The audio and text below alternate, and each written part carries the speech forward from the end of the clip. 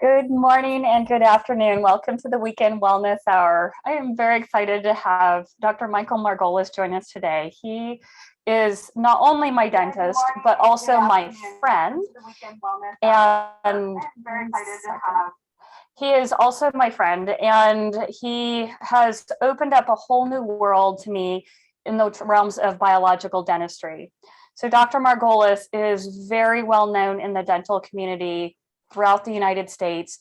He owns a practice called My Dentist here in Arizona. He has been a president of the International Academy of Biological Dentistry and Medicine. He's also a doctor of integrative medicine, which is very crucial for looking at whole body health and really taking that extra step besides just looking in your mouth for what's going on. And as well as that, he's also a member of the International Academy of Oral Medical Toxicology and Holistic Dental Association. So he has so many credentials. And thank you so much, Dr. Margolis, for joining us today. Well, thank you for inviting me, Amy. I've been looking forward to this for a long time. I appreciate it. So first, let's get started. How did you get into dentistry and then biological dentistry? So what happened with that? Okay, well, my father was a dentist when I was a child, and I hated dentistry. I mean, I never saw my father. He was a workaholic, which I've turned into. But after I started working and I got a master's in business, my father got very ill. And I went into his practice and I handled running the practice, but I wasn't a dentist. And so I was able to arrange an association of solo practitioners, and everybody agreed to donate a half a day to somebody if they got sick. And so I ran that for 4 months and became very successful. The group lasted for about 10 years, and they covered for each other. And I started seeing what they were doing. I said, I think they're missing the boat. I could do this. So I went back to dental school and became a dentist. Oh, okay. And then how did you go from dentistry, just pure dentistry, because there are so many dentists out there. Why did you even think to go into biological dentistry? Well, traditional dentistry gives you the foundation of everything that you need to do. You got to do good dentistry, period. The techniques have to be good. But what I was noticing were people were getting sick. I mean, we're talking about healthy people, and I do a root canal, and 6 months later, they had a gallbladder operation. And I'm sitting there going, wait a minute, how did that happen? Oh, wow. And then I turn around and I started, noticing that patients got ill if I put in a nice, shiny silver filling. Mm-hmm. So we'll call this little girl Amanda. It's not her real name. Yes. And I placed the filling on her upper left first premolar, the one behind the canine. And about 2 weeks later, her left eye started to twitch. And so they went to the family doctor, who sent her to the optometrist, who sent her to the ophthalmologist, who sent her to the neurologist. And the neurologist said, okay, let's take a look and see what you were doing before all this occurred. So Yes. I don't know if you remember the Ben Franklin little thing, calendars that would do every single day and tell you everything that was going on. Well, anyway, she went back and she noticed that she had a filling placed underneath the twitchy eye. And she called me up and asked me, hey, what is this? Could this happen? I said, Yes. bring her in, let me take a look and see what's going on. Now, I was placing mercury for 10 years. I was doing root canals for 10 years. And I even got compliments from my colleagues because I would do root canals extremely well. Wow. So when it came to this young lady, I offered to bring her in. I opened her mouth, no precautions, no safety for anybody, cut out the mercury filling, and within 30 seconds, there was no more twitching. Oh, wow. Now, her father worked at General Dynamics on McDowell, which is now somebody else. Yeah. And he said, well, let's do an experiment. Let's put another mercury filling in there and see what happens. And I heard the word mercury. I said, no, we're going to put a temporary in there. And then if it's okay, I'll put a composite resin or white filling material in. Yeah. And her ordeal cost her family well over $2,000 in doctor bills for trying to figure out what was wrong. And I sat there and I said, that is the last day. I had just done a silver filling before that. Oh, And see, I even said silver filling. 50% of that material is mercury. So you always identify by the largest component. mhm. And so what happened was I never placed another one.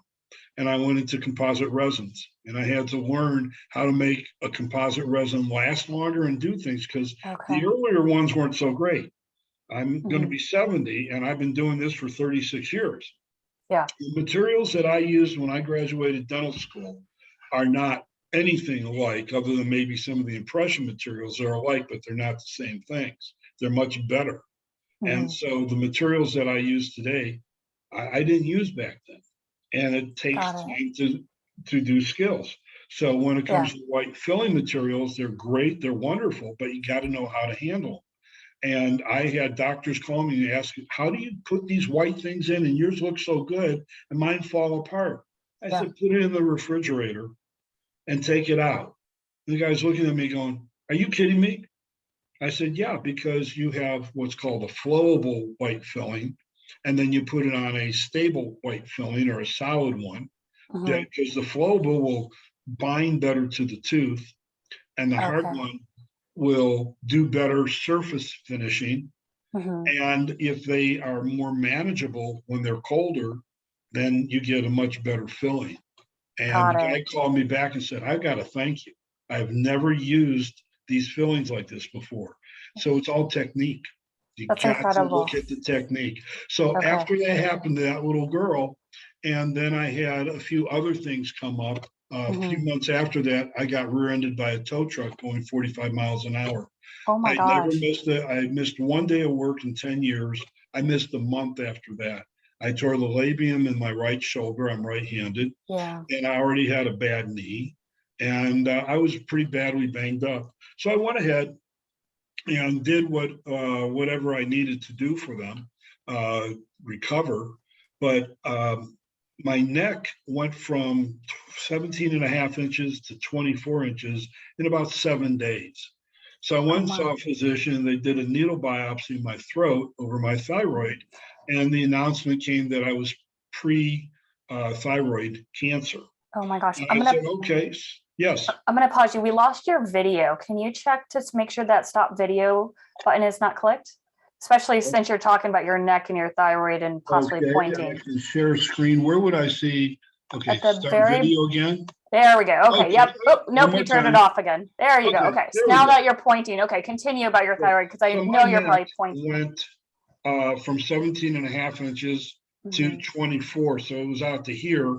And I was at synagogue one day and one of the physicians came up to me and I could barely close my shirt. And the guy said, you got a problem here? So I went to another doctor. They did a needle biopsy, said it was pre-malignant. And at that time, I was bench pressing 250 pounds. And about 2, 3 weeks later, I picked up my handpiece, which was 18 ounces, a little more than a pound. And I passed out from the pain in my shoulder. I had ripped the inside part of my shoulder. And today I can't lift it as high as maybe, 40 degrees if I'm lucky on Mhm. a good day. Yeah. But anyway, what happened was I had a root canal Mhm. here. Your top mouth. Okay, top right hand side. You see it. Anyway, Yeah. it's the first upper molar. And then I found out that that tooth happens to connect to different meridians in my body. It Okay. goes to my stomach, my thyroid, my parathyroid, my breast, and my kidneys. Okay. So after that occurred, I was told that I had to get my thyroid out. I argued with the doctor, but I didn't know how to uh, argue it because I Yeah. didn't know anything about biological dentistry. Yeah. So my thyroid was taken out. It was totally healthy, Mhm. and I became a diabetic after that. Ooh. So I started looking at things, and my twin sister sent me a postcard about the American Academy of Biological Dentistry and Medicine. I said, who are these nutcases? These guys are crazy. They're Mhm. saying root canals are no good, and that mercury fillings that have been around, and the ADA, the American Dollar Association or Yeah. Dental Association, said that they're perfectly fine. But then I had that case with that little girl, and I'm going, wait a minute, that wasn't perfectly fine. As soon as I took it Yeah. out, all her symptoms went away. Yeah. And then I got 3 other people tell me about that conference. And I said, well, that's enough. I have to go to it. And they have a meridian chart. If you go to my website, it's on there, mydentistaz.com, and it's free to look at. And you can trace what tooth goes where. Oh, wow. And I started looking at my patient base and started looking at the panoramic x-rays, which I took on every adult. And I could see that the connection between the teeth and breast cancer, or if they had prostate cancer, didn't matter. If they had prostate cancer, 98% of my patients had a root canal or a pore extraction. And I'll explain more about pore extractions later. But I started seeing each tooth was on a meridian and went to different parts of the body. So basically, I had to find out, what is holistic dentistry? What is biological dentistry or alternative dentistry? Because I didn't know what it was. And there wasn't a quick university in the United States that even recognized it. There were 3 organizations, which you had mentioned. And at the end, I can give you at least 2 of their websites if you're looking for another dentist in your area. So the whole thing is that when you look at holistic, biological, or alternative dentistry, we are stressing the use of non-toxic materials for dental work and focusing on the impact that the dental toxins and hidden dental infections can have on a patient's overall health. So we're not just looking at teeth and gums. We look at teeth, we look at gums, but we look at the jaw. We're looking at the throat. I'm at a conference right now at Vivos in Denver, Colorado, which we are looking at sleep apnea, and we're looking at oral structures of the mouth and throat so people can breathe, and the autonomic nervous system, and related structures with specific regard to the effects of the treatment on the entire body. So if you do a particular surgery, many times I find patients have relief in other parts of their body. Do you also see that if someone addresses a tooth pain or something, inflammation going on there, do you, when you're examining and evaluating, do you ask them about other body parts so that way you can piece it together? All the time. We look at dental problems that may contribute to patients' illness. For example, toxicity of dental materials. We do a blood antigen test, a Clifford test, that I will collect the blood from the patient or my other dentist. We'll send it in for testing, and we get a biocompatible list of materials, and they test it with your blood. We look at electrogalvanism and ion migration. Now, ion migration means, let's say I have a whole bunch of fillings and crowns in my mouth. They could be gold crowns. A lot of my patients don't even realize that their porcelain crowns are placed on top of metal bases. And those metal bases, it's metal, porcelain fused to metal. They will fuse it together, and everybody looks and says, look at my beautiful crowns, but there's this black spot up at the top. That black spot is that metal that the porcelain's been fused to. So that makes for a very interesting time. So what we do from that point forward is we look for mercury fillings, we look for titanium implants, we look for full gold crowns, any kind of metal, even if you have a removable partial denture, they could be made with a metal. And they used to use beryllium on that. And the problem with beryllium is if you adjust it and you breathe it, it causes lung cancer. If you go ahead and you look at your titanium implant, titanium is wonderful for your shoulders, for your knees and your hips. Still not the greatest, but it's not going to interact with all the saliva in your mouth. And that's where you get your electrogalvanism. When you get dissimilar metals in the mouth and you put a hydrophilic, a loving liquid, and the electrons start to flow. And then if you look at an old car battery and you see all that crap on there, you will see that if you got a mercury filling next to a gold crown, you will see redecay occur. So I have these patients come in and they're looking at me and they've had all this beautiful work done, but there's redecay. They say, I floss my teeth, I brush my teeth. You see how good my gums are. Yeah. But it can't stop the electrogalvanism from creating an acidic environment where your bacteria will collect. The second part of that, it lowers your pH in your mouth. And the first enzyme that you use to digest your food is amylase. Amylase would get neutralized. So when you chew your food, I'm sure everybody on your program knows that they chew their food 35 times before they swallow, right? Right. Yeah. Right. Well, in a dream. Yes. So you should Exactly. have a paste. But what happens from there is you go ahead and you're grinding you do the food and you still get chunks.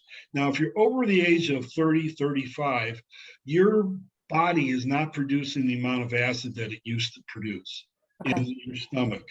And so instead of having a pH of 1, which you're supposed to have, it's 3 or 4. So now you haven't chewed up the food enough. The acids can't get to all the surfaces because it's too thick. It's not a paste. And you get leaky gut syndrome. Okay. Very So common.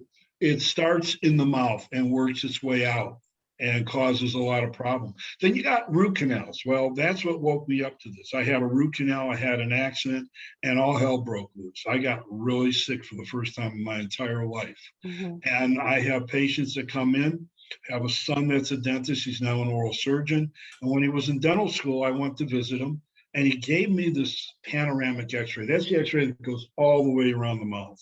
And that panoramic x-ray, I told him, this patient has a problem with their digestion because of the tooth that had a root canal in it. I said, but the big problem is he's diabetic. And he looked at me and said, his classmate, he says, is your patient diabetic? He said, oh, he's not diabetic. I said, oh, he's diabetic. Look at this. Take a look at the recession of the bone on the upper and lower jaw, evenly shrinking away. And he looked at me and says, wow, that's a sign of diabetes. I said, and you didn't know that, did you? I said, he was asking me. And he says, but he said he's not diabetic. I said, number one mistake, you listen to the patient who doesn't know their health. Yeah. Where's the patient? He says, he's over there. Doctor's checking my work. I said, go over and ask him. He went over and asked the guy. He says, Mr. Smith, are you a diabetic? He says, why are you asking me this question? He says, well, I'm just curious. Are you diabetic? He says, I'm going to see a specialist next week because they think I'm diabetic. Now, I don't know why they just didn't check his blood sugars and his a 1AG, HG. So anyway, then we have something called hidden bone disease, infections of the jawbone. There's an excellent book by a gentleman by the name of Thomas Levy, MD, JD. This gentleman reintroduced IV vitamin C for diseases of the body. He was invited to China to teach people how to do this. He's written 11 books. His 11th book says Hidden Epidemic That Plagues the United States. And that hidden epidemic is root canals and something called ischemic osteonecrosis. Your audience may know it as cavitations. These are poorly extracted sites of teeth, or it could be that you never even got your third molar in and the tooth bud started to grow and cause a little hole in the jawbone, but it has very poor circulation. And that poor circulation collects bacteria and viruses. Now you've thrown a party because bacteria likes to eat viruses and viruses like to eat bacteria. But you don't have a blood system in there. Your blood system is broken down and the toxins roll out from the location where that tooth was extracted or where the bone has a constriction in flow, which generally is going to be your lower jaw. And so when that blood comes here and has to make a right-hand turn, if there's something in the blood, it gets caught on the wall. And so you start getting your plaque buildup, and that's where you start getting these lesions to form. And if a Wow. dentist uses a product for anesthetic with epinephrine, epinephrine slows the flow of blood during procedures, so the anesthetic will last longer. Mhm. And if it lasts longer, wow, you're happy, it doesn't hurt, but the blood stops flowing. How Okay. long can you hold your breath? And Not then it long. doesn't reestablish. And that's when even when you're doing a crown on somebody, I Mhm. noticed that every time I used epinephrine, 1 out of 5 crowns that I did turned into a root canal 18 to 24 months later. Now, Okay. most guys don't notice these things, but when Mhm. something goes wrong, I start researching the patient out. Yeah. It feels great when a patient comes up to you, pats you on the back, and says, "Hey, you did a great job." Mhm. That's not where you learn. When something goes wrong, that's when you need to be Yes. there for your patient, as you know. Mhm. And Yep. so the facts are that the epinephrine was cutting off or choking the tooth during a very high stressful period. Okay. So I was at a lecture, and this guy got up and he says, "How many of you guys use epinephrine?" Out of 200, probably 198 doctors rose their hand. He says, Mhm. "Why?" He looked right at me and says, "Doctor, how long does it take you to do a crown, impress it, make it temporary, and dismiss the patient?" I said, "An hour." He says, "That anesthetic lasting 4 hours. Do you think they like that?"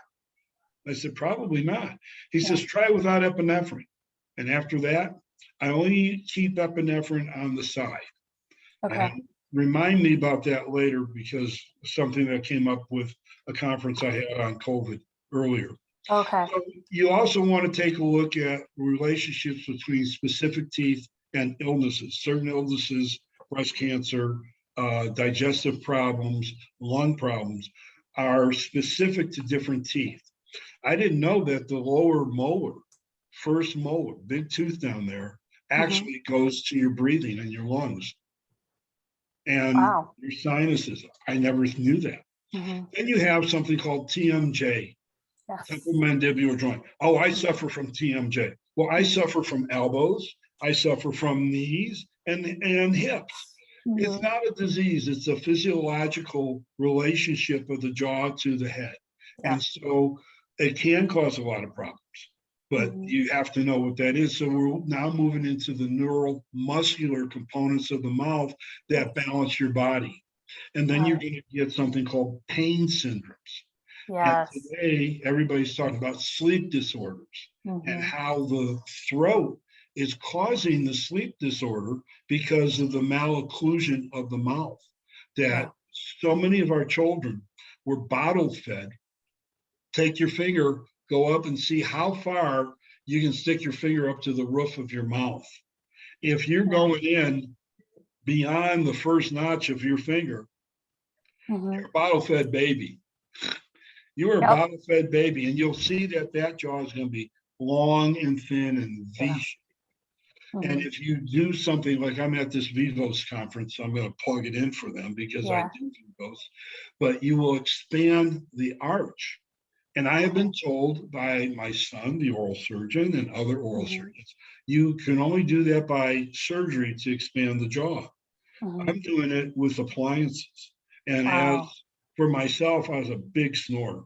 And so I took these appliances and I expanded everything out. Mhm. And my wife looks at me and says, "You don't snore Oh, anymore." nice. I still Nice. have more work to do, but it has other things to do. So then you also have autonomic nervous system, Yeah. how your body functions. If you're not breathing correctly, which, by the way, I got to put a plug in for Amy, because she came in one day and here's this cute young lady that comes in. I'm old enough to be her father, so I'm allowed to say that. And so I go ahead and she tells me, "You got to try this." Well, I did. And I brought my wife and I brought my Mhm. 10-year-old son who we Yeah. adopted. Mhm. And she would work on our son first. Mhm. And after she worked on him, this kid fell asleep on the floor while she started working on my wife. And then I was the third person. Yeah. But it was amazing that if you breathe correctly, and in Vivos, we say, breathe through the nose Good. and out the nose. You can do your mouth if Mhm. you like, but we Yeah. breathe out the nose.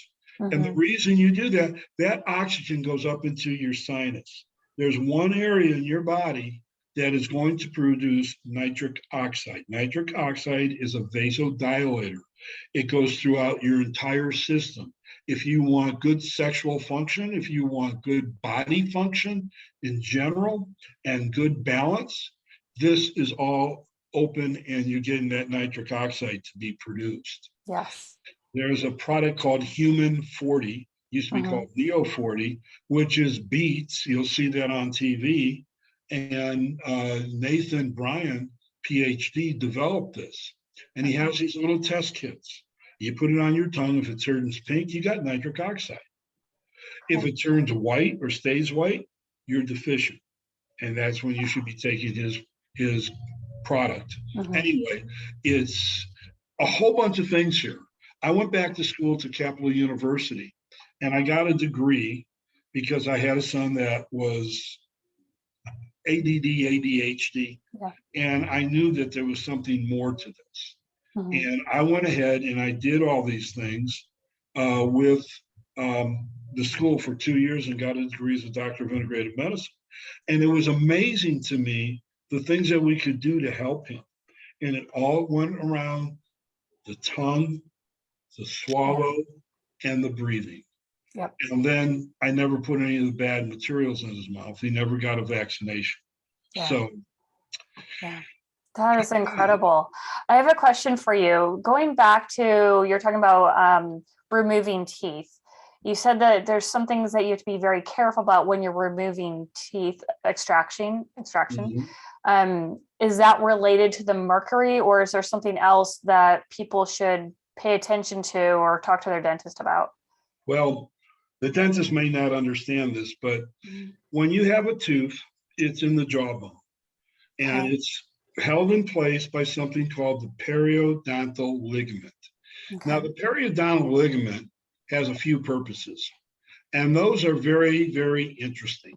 One, it holds the tooth to the jawbone. Second, it acts as a cushion. So when you bite down, your teeth have a barrier so it doesn't damage the bone that it's in. But it also does a secondary part. It's a plunger. What happens is it sucks the blood and your lymphatics through the tooth as a pumping action. And that pumping action moves all the liquids, your lymphatics and your blood, through the bone up into the tooth, through the pulp, which is the heart of the tooth, and then back out, and then out the side of the tooth where the periodontal ligament is. Now, ligaments have very, very poor blood circulation. So it doesn't help healing a lot. But it acts as a cushion between our bones, so our bones don't become what's called ankylosed and become solid. It also gives you feeling without pain. If your audience can do this, bite together, it shouldn't hurt, but it gives you proprioception. As a kid, when you jumped in the pool and you do a somersault or something, you didn't know which end was up. What you started doing was you started tapping your teeth together. That proprioception goes up into the ear, and what gives you your balance? Your ears. And then the weight of your body should get you up and down. But that's what you do. But the last part, number 4 of all this that I've listed, is it prevents bone growth. So this, you sit back and you're saying, wow, this prevents bone growth. But the problem that you're running into is what happens if you can't get the bone to grow because the ligament is still there, because the brain thinks the tooth is still there. So a lot of doctors will extract the tooth, especially oral surgeons. They go in, they knock you out. It's great when somebody is anesthetized and they're not complaining about things. They still use a local anesthetic. They don't need to use epinephrine, because epinephrine is just going to last things longer unless you want it to last longer. And then through that procedure, you go in and you take hand instruments or very carefully use a surgical drill or something that's called a piezo surgical machine, which is a vibrating machine. And it vibrates with water and you keep the bone very, very wet because you don't want to overheat it. And you strip the bone 1 millimeter to 2 millimeters. Okay. Now, if the nerve is sitting underneath there, you got to use a brain. You're not going to cut the nerve in half. You're just going to go around the sides. So you want to make sure you got good visualization. That's one of the biggest problems that dentists make. They don't visualize it right.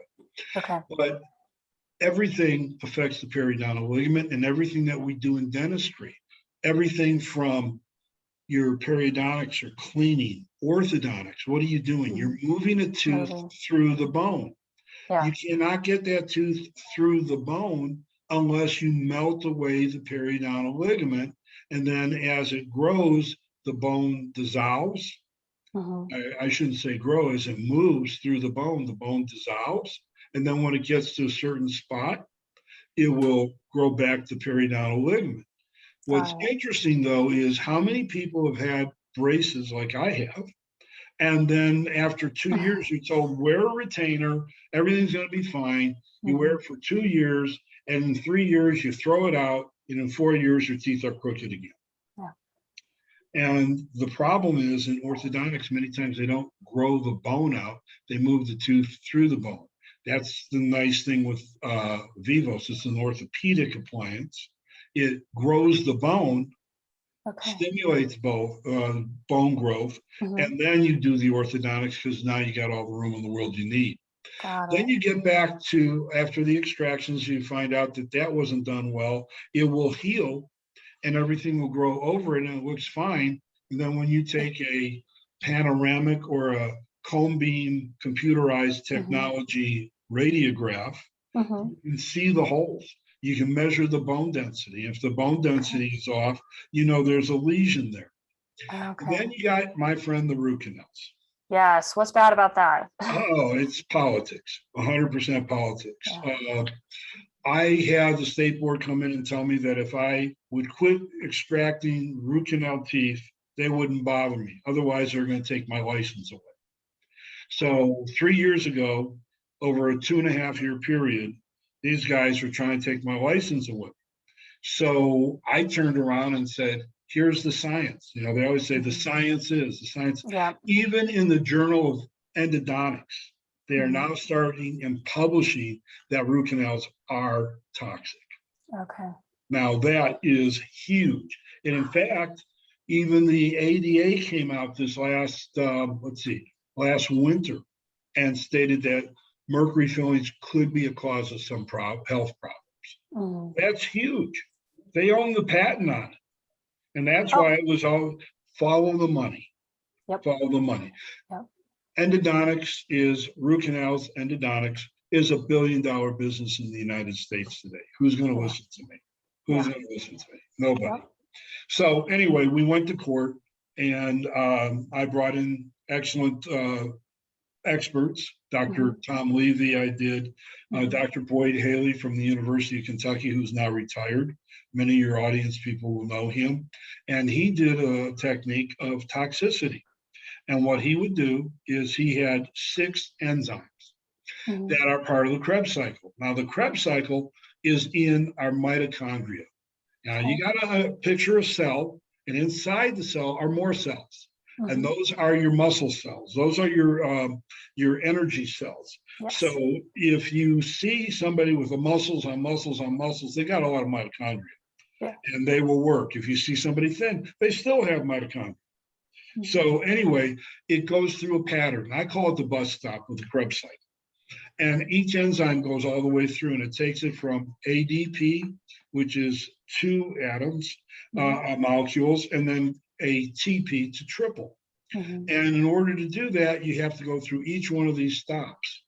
And so Dr. Boyd Haley developed a system to see where the toxicity was in the Krebs cycle. And he had 5 stops, and he would take a sample, put it on a auger plate that had the sample of what you had, and he took the enzymes from one side and through electrocentesis, by adding an electron to this, took it all the way across the bed of the sample that was given, and then he measured the amount of enzyme left. And we did 5,000 consecutive root canals. And when I say we, it was all around the world. He got samples Okay. from dentists, oral surgeons, periodontists. I contributed over 580 samples Oh my. out of 5,000. So I was 10% of the study. Yeah. And so he turned around and he gave me a call one day. He says, Mike, we did all 5,000. I said, and the result? We batted 100 or 1,000%. Every single one was toxic. Now, there Oh were my different gosh. Wow. degrees, but Yeah. not one was untoxic. And that was even done. There are some biological dentists say that we're going to do a safe root canal. Can't be safe because you could go in and add ozone, kill everything. And then what you do is you have to fill it.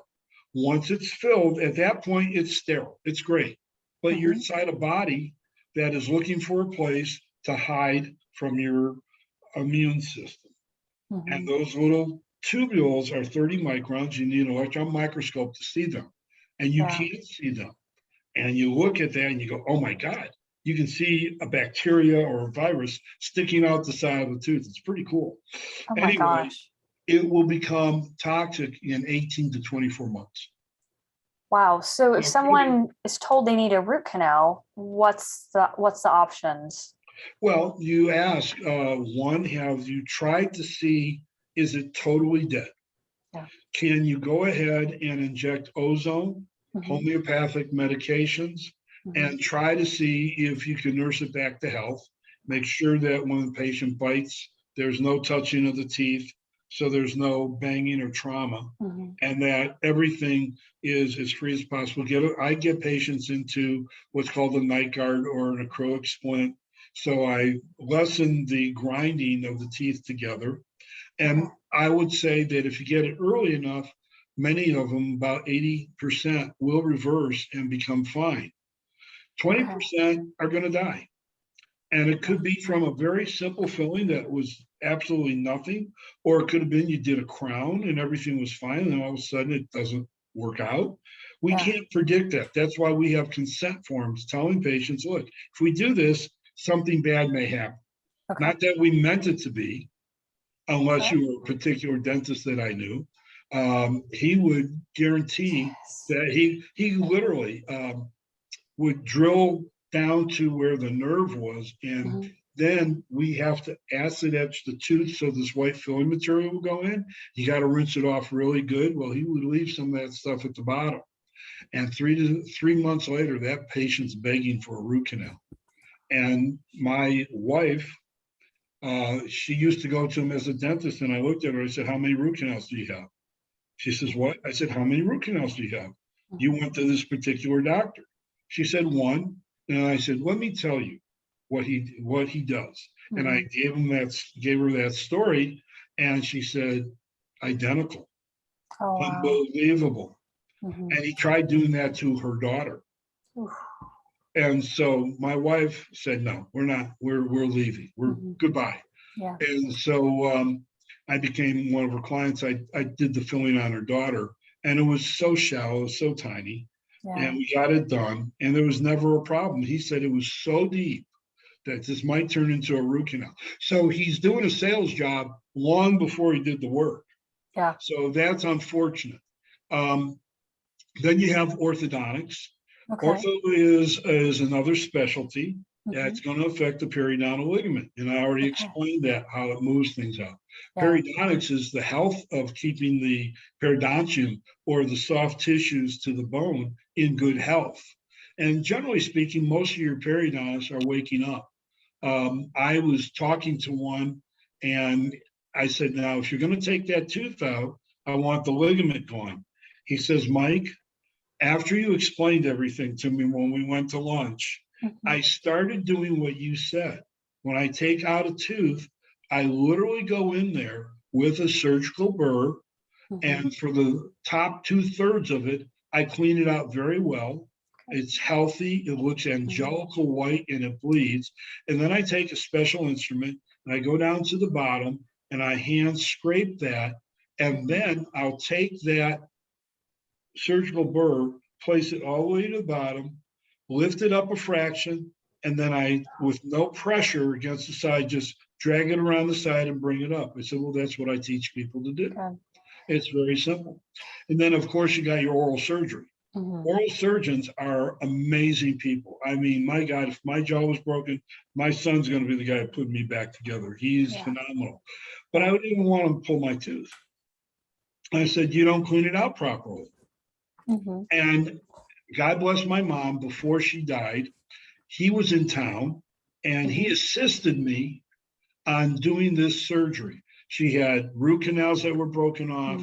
She had gum or bone disease, the ischemic osteonecrosis or cavitation. And he came in and assisted me.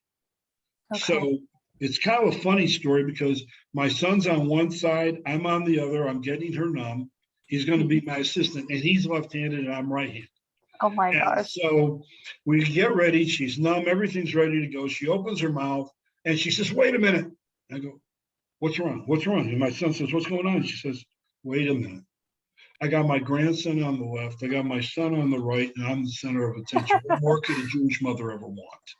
So we cracked up. I went ahead, I took all the teeth out that were coming out, and they were very easy. They were very badly decayed. And then I opened up to do the surgery. I went back to get an instrument, and she looked at my son and says, did he start yet? I'd already had 4 teeth pulled. I opened it up, and then I opened up the bone. And I showed him when I moved the gum back, I said, see all these bleeding spots? They're not supposed to be there. Those are not supposed to have bleeding spots on the bone. So God gave me a pathway, and I mean this, because I never do a surgery or a procedure without a prayer. And I go through and I take this and I lift the bone out, and my son's eyes open up. He looks at me and says, what's that? I went in and I took a sample and I put it in my container. And I handed him the instrument. I said, give me the suction, your turn. And he's going very slowly. He's only a second-year oral surgeon. He's now in the surgical phase of everything. And he's never seen this. And yet he's looked at it for years. For years he's looked at it. So you only know what you're taught. And so when that occurred and everything went crazy, he started going like this and this. And after 5 minutes, I said, are you done yet? And he looks at me, he says, I know by the way you said that, I'm not. Show me what I'm missing. And then I went in and underneath the top of the bone, I went and I scooped out a whole bunch of stuff and I cleaned it. Then I went ahead and did that. And then I put my bone grafting material in. Now today we use protein-rich fibrogen mixed with different materials. It could be grafted human bone that's been prepared, sterilized, and everything. I happen personally to do muscle testing. So I do biokinesiology, and I check to see if that is compatible for a patient. I always had 5 or 6 different samples from different samples, and I always found something that did. I could do artificial stuff too, and that was fine. So that was pretty cool. And then I went ahead and we sutured it up. And my mom, when she got done, she was an amazing woman. And she just looked at me, and if she had pain, she never would admit it. But she was very functional and everything went fine. So that's incredible. those are how dentistry can mess up things. And depending upon the location of where things were, her digestion got better, her bleeding problems, and she was a bad diabetic. And she was a smoker for years. So she wasn't in the best health, but boy, it really made a difference of what we do. So it's how the materials that you're placing, what they are, how they're being handled from one doctor to another could be different. Did you test the patient for biocompatibility through that blood test? You take the blood, spin it, take the plasma, send it out. They come back with a booklet, 17,000 different materials. And then are the procedures being performed correct? Are you doing things? When a person takes that light and it's a blue light and they put it over that white filling material, did they do a whole 20 seconds? Because it will cure and it won't outgas at that point. But if you do it for 10 seconds, it can outgas. So that's a problem. And then, of course, I've already talked about the anesthesia. Don't use epinephrine. And if you don't want to use epinephrine and you want to let the doctor know that you don't want to use epinephrine, what you do is you turn around and you basically tell them that, the last time I went to the dentist, they gave me an injection and my heart just started racing. I thought I was going to have a heart attack. Can you tell me what he said? It was nothing. I thought it was something. Do you know what that could have been? The doctor's going to know that you have a reaction to epinephrine. Yeah. So Yeah. they don't want to use that. Okay. Oh, this has been fabulous. I am blown away about all the information and how much you shared with us today. Really appreciate it. So how can people reach out to you and, come use you if they're in town in the Phoenix area? What's the best way? In the Phoenix area, the practice name is My Dentist. Okay. And there's I've seen people go, my dentist of Gilbert, or my dentist of this, because they want to copy off my name, but it's My Dentist. Okay. I'm in Mesa, Arizona. Okay. And my phone number is 480-833-2232. So 480-833-2232. I do have another doctor in the office, Dr. Kovar. He's excellent. Yes. I've trained him in biological dentistry. He is very talented and does great work.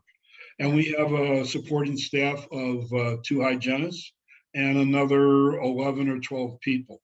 Yeah. So it's a good size office. If you don't live in the Phoenix area, let's say you're in the state of Maine, you want to look up 2 organizations. Okay. I'm past president of the International Academy of Biological Dentistry and Medicine. So it's IABDM.org.